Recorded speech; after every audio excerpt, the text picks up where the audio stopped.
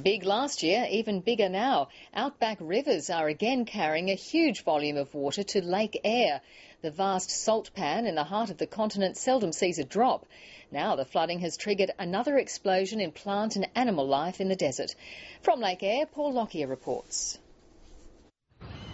They're back.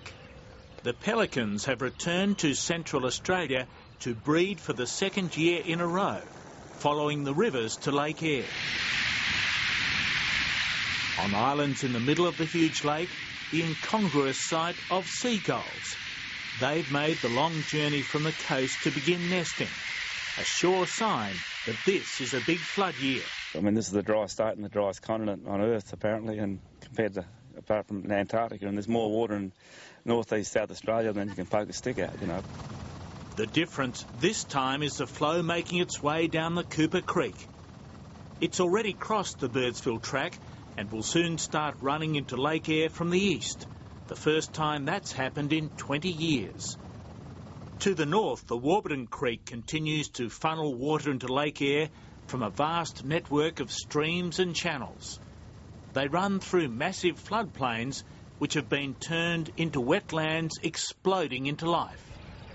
Immediately produces tremendous response in terms of vegetation, invertebrates, fish, turtles, water birds.